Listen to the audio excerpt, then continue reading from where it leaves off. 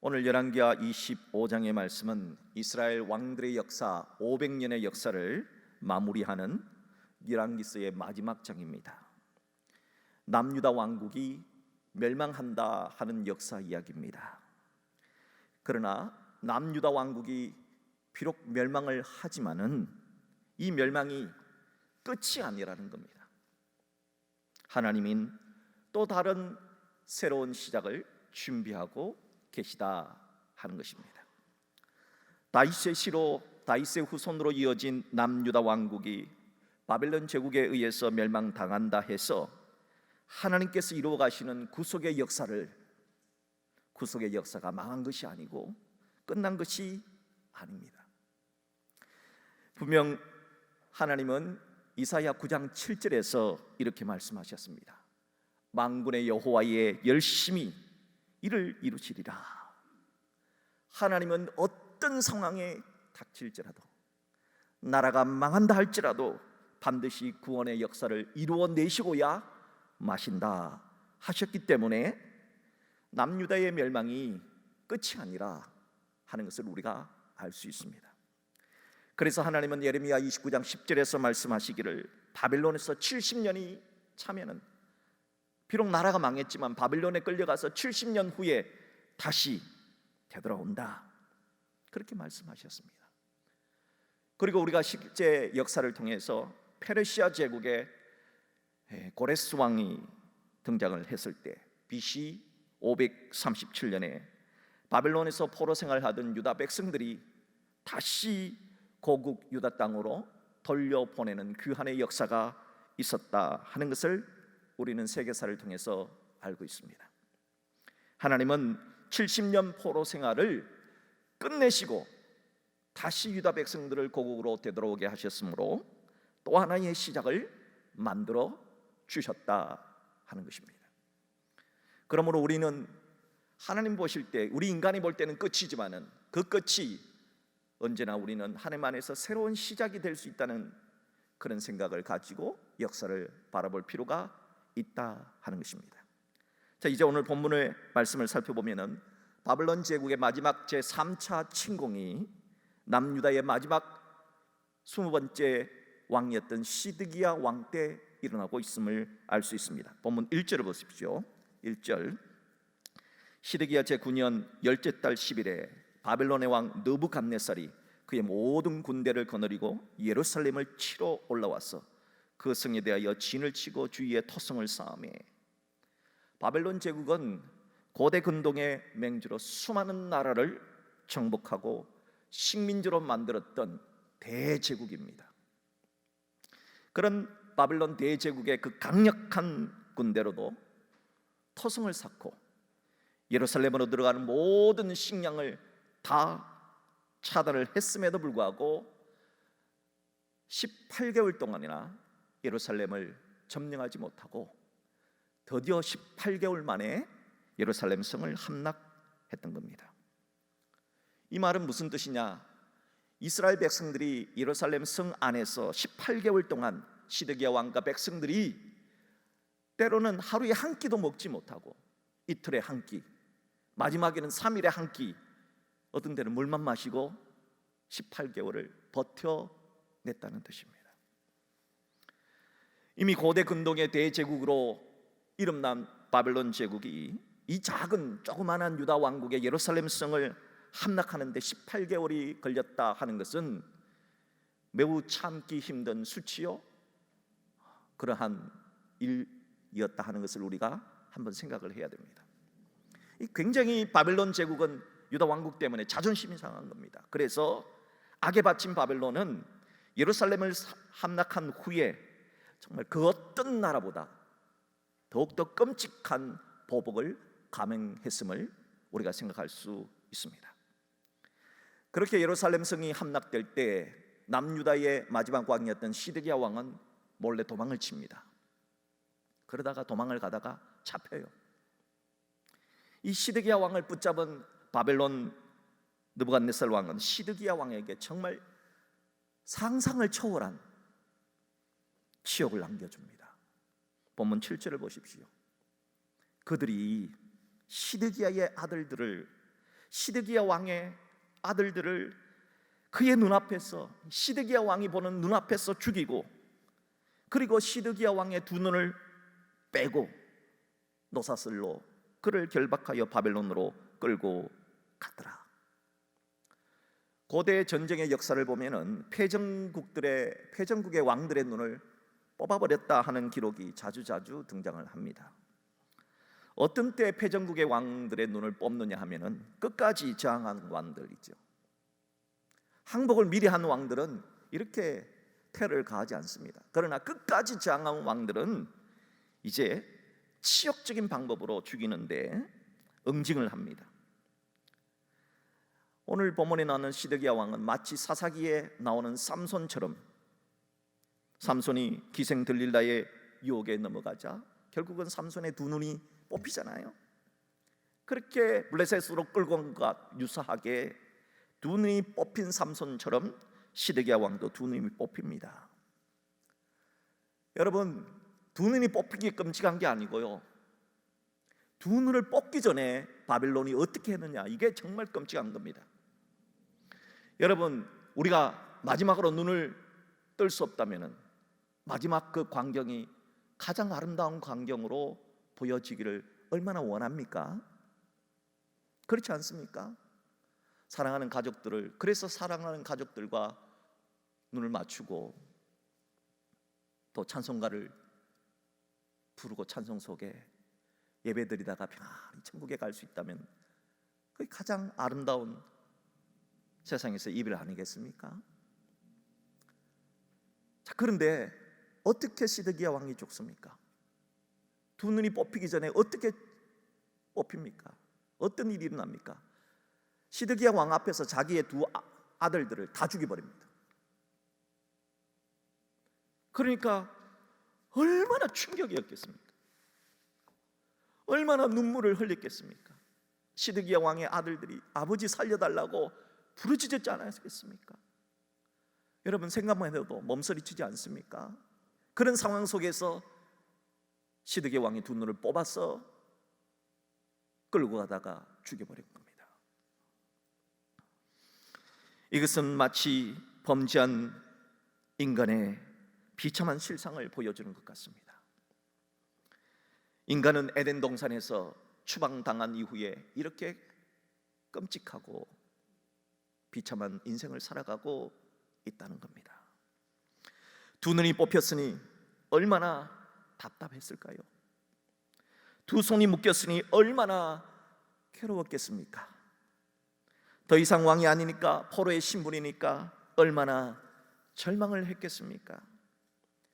우리들은 시드기야 왕의 비참한 이 역사를 통해서 모든 인간도 사단의 유혹에 빠져서 범죄함으로 신락원, 낙원을 잃어버린, 파라다이스를 잃어버린, 천국에 들어갈 수 없는 비참한 상태에 빠져 있다는 것을 생각해야 합니다. 그렇다면 과연 다윗의 자손인 유다 왕국은 이렇게 멸망함으로써 끝나버리는 것일까요? 당장은 그렇게 보입니다. 보십시오. 18달 동안, 18개월 동안 고생의 뜻과 고생의 물을 마셨다고, 또 한대짬을 잤던 바벨론 군인들이 얼마나 잔인하게 분풀이를 해대는가 한번 보십시오. 정말 끔찍한 역사입니다. 본문 9절을 보십시오. 여호와의 성전과 왕궁을 불사르고 예루살렘의 모든 집을 귀인의 집까지 불살라버렸습니다. 사람이 살 수 있는 주거 공간이란 주거 공간, 집이란 집은 다 불태워버렸답니다. 본문 10절을 보십시오. 시대장에게 속한 갈대아 온 구대가 예루살렘 주위의 성벽을 헐어버렸습니다. 성벽이란 성벽은 다 헐어버렸습니다. 본문 11절을 보십시오. 성중에 남아있는 백성과 바빌론 왕에게 항복한 자들과 무리 중 남은 자는 시대장 느부사라단이 모두 사로잡아 갔습니다. 백성이란 백성은 모두 다 끌고 바빌론으로 가버렸습니다. 본문 13절을 보십시오. 갈대아 사람이 또 여호와의 성전의 두 놋 기둥과 받침들과 여호와의 성전의 놋바들을 깨뜨려 그 놋을 바벨론으로 가져가고, 금은 물론이요 은은 물론이요 놋을 비롯한 모든 쓸만한 재료들은 다 바빌론으로 가져가 버렸다는 겁니다. 이런 기롱한 몸에는 이제 다 끝났구나, 이제 다윗의 후손도 다 끝났구나, 정말 절망처럼 보입니다. 어쩌다가 다윗의 후손이 유다 왕국이 이렇게까지 된 것일까요? 1차적인 원인은 바빌론을 배신했기 때문입니다. 배신이죠. 그러나 궁극적인 원인은 죄 때문입니다. 죄는 두 가지 죄를 늘 말한다 그랬죠. 하나님께 대해서 짓는 죄, 우상숭배입니다.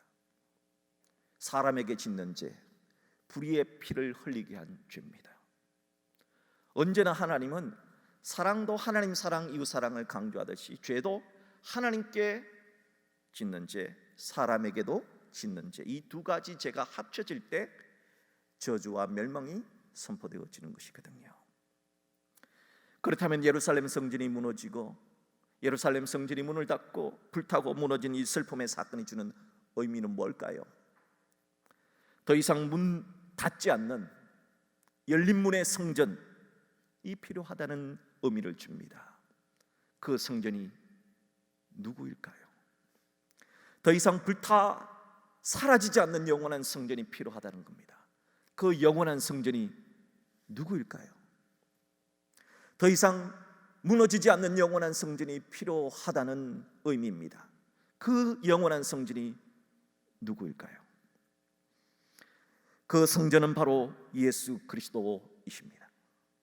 그래서 요한복음 2장 19절에서 예수님이 이렇게 말씀하셨습니다. 이 성전을 헐라.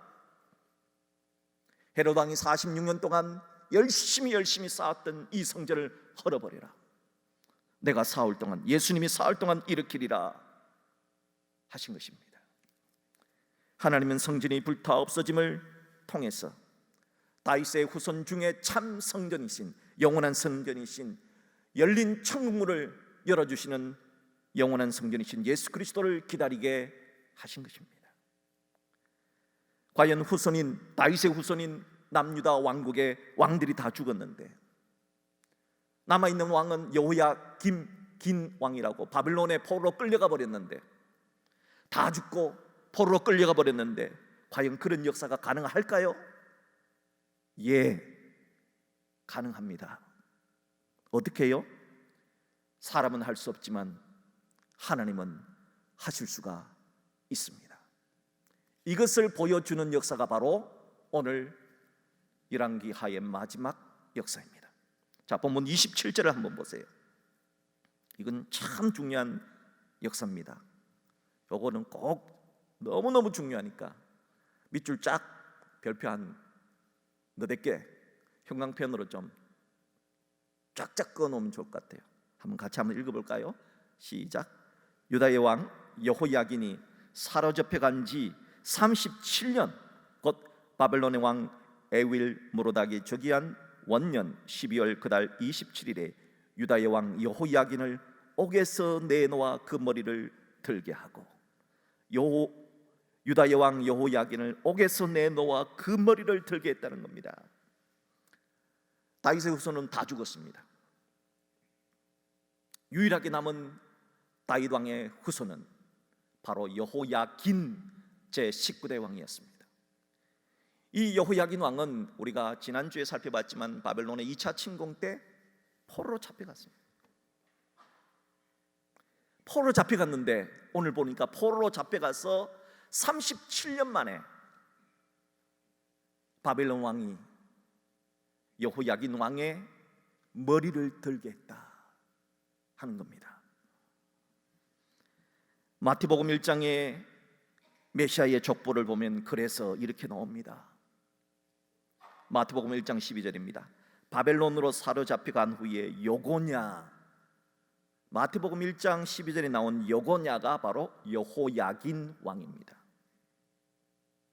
그러니까 바벨론으로 사로잡혀간 후 37년, 즉 여호야긴 왕은, 그 여호야긴 왕이 바벨론 포로에서 누구를 낳아요?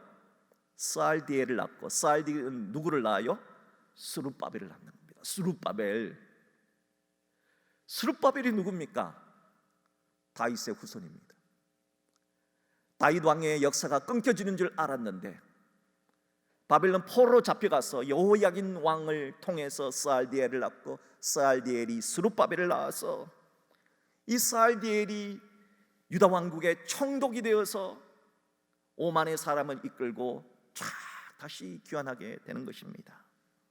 이렇게 돼서 스룹바벨 총독으로부터 계속해서 다윗의 왕위가 끊어지지 아니하고 결국은 예수 그리스도가 탄생하게 되었다 하는 것입니다.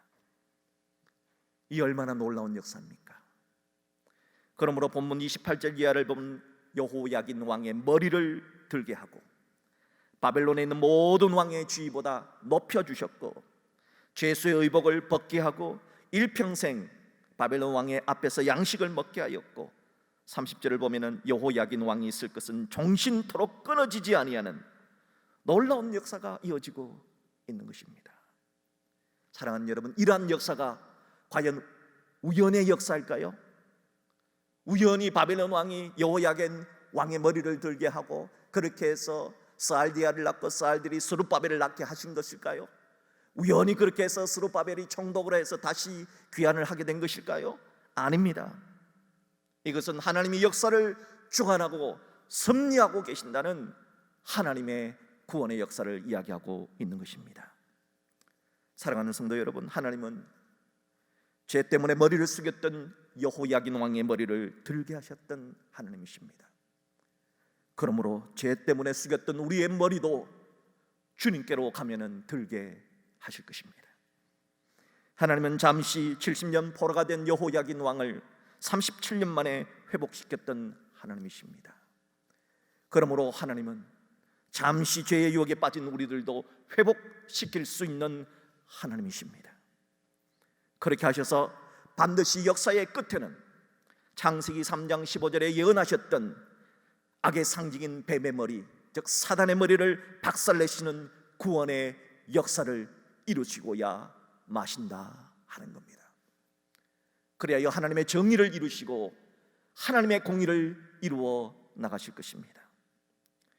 이렇게 구원의 역사를 이루어 가시는 하나님께서 70년간의 죄값을 정당하게 치른 후에 다시 돌아오게 하실 것이다, 예레미야 선지자와 다니엘서를 통해서 미리 예언해 주셨습니다. 다시 한번 살펴보겠습니다. 예레미야 29장 10절에 하나님이 예레미야를 통하여서 오늘 열왕기하 25장의 역사를 예언해 주셨습니다. 예레미야 29장 10절입니다. 여호와께서 이와 같이 말씀하시니라. 바벨론에서 70년이 차면 내가 너희를 돌보고 나의 선한 말을 너희에게 성취하여 너희를 이곳으로 돌아오게 하리라. 다니엘서 9장 2절에 하나님의 예언입니다. 곧 그 통치 왕년에 나 다니엘이 책을 통해 여호와께서 말씀으로 선지자 예레미야에게 알려주신 그 연수를 깨닫는 날이 곧 예루살렘의 황폐함이 70년 만에 그치리라 하신 것이니라. 사랑하는 여러분, 오뚜기를 아시죠? 오뚜기는 왜 수십 번, 수백 번을 썰어도 다시 일었습니까? 어째서 수십 번을 썰어져도 다시 반딱반딱 일었습니까? 오뚜기 중심에 무거운 쇳덩어리가 있기 때문입니다. 제가 어렸을 때 오뚜기가 너무 신기한 거예요. 그래서 오뚜기를 사가지고 결국은 배를 갈랐지 뭡니까? 그거 한번 보려고. 안 보이는 거예요, 이렇게 아무리 봐도. 그래서 과감하게 봤는데 우리 형한테 아주 머리가 깨지도록 맞았네요. 형님 그거였거든요. 여러분, 제가 맞고 배운 겁니다. 오뚜기의 중심에는요 무거운 쇳덩어리 같은 것이 있어요. 우리의 마음속에도 성부, 성자, 성령 하나님이라고 하는 무거운 하나님이 계시면은 우리가 어떤 상황에도 쓰러져도 다시 일어설 수가 있습니다. 사랑하는 여러분의 마음속에 이 무거운 성부, 성자, 성령 하나님이 여러분 마음 중심을 꼭 차지할 수 있기를 주의 이름으로 축복합니다. 그래서 어떤 경우에도 어떤 역사에도 나는 다시 일어설 수 있다 하는 이 놀라운 오뚜기의 이 모습처럼, 열왕기하의 역사처럼 하나님이 나를 다시 일으켜 주신다는 그 회복의 그런 메시지를 갖고 살아낼 수 있기를 주의 이름으로 축복합니다. 왜냐하면은 이스라엘 왕들의 500년 역사 속에서 하나님은 선한 왕일 때도 역사하셨지만은 오뚜기에 이렇게 누웠을 때 악한 왕일 때도 하나님은 선지자를 보내주셨고 역사해 주셨습니다. 말씀을 보내주셨고 심지어 가장 좌절했던, 나라를 빼앗겼던 바벨론 땅 70년의 역사 속에서도 하나님은 결코 우리들을 버리지 않으셨습니다. 이스라엘 왕들의 500년 역사, 42명의 왕들이 등장을 합니다. 먼저 통일왕국의 세 왕들, 사울왕, 다윗왕, 솔로몬 왕, 그들의 성공 실패와 이유를 기억하십시오.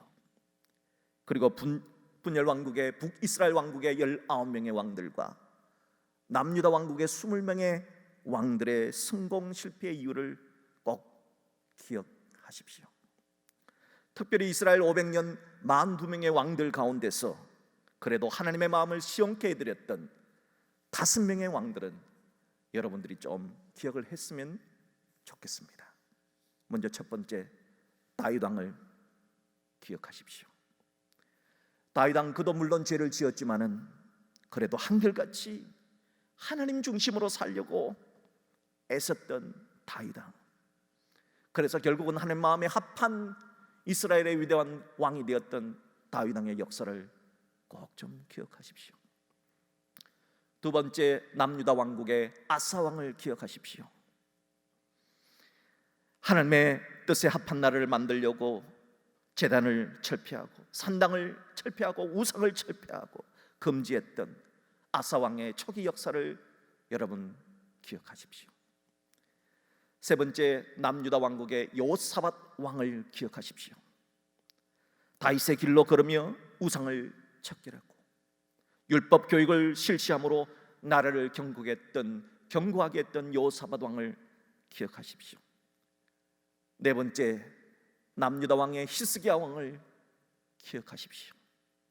기도로 15년의 생명을 연장시켰던 왕, 성전을 성결케 해서 성전 중심의 삶을 강조했던 왕, 위대한 히스기야 왕을 기억하십시오.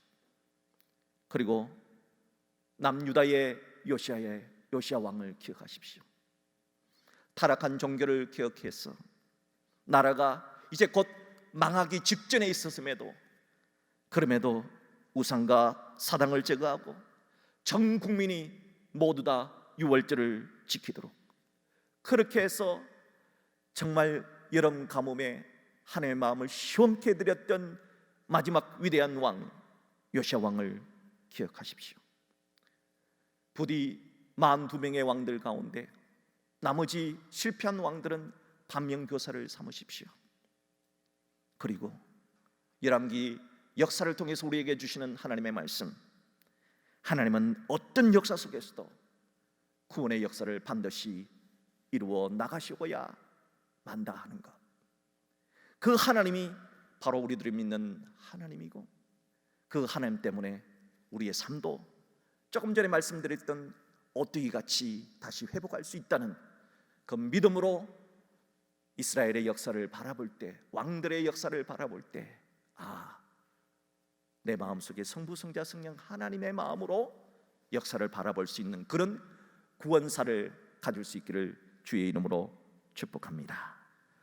이상으로 열왕기 상하 강의 긴 시간의 강의를 마치고자 합니다.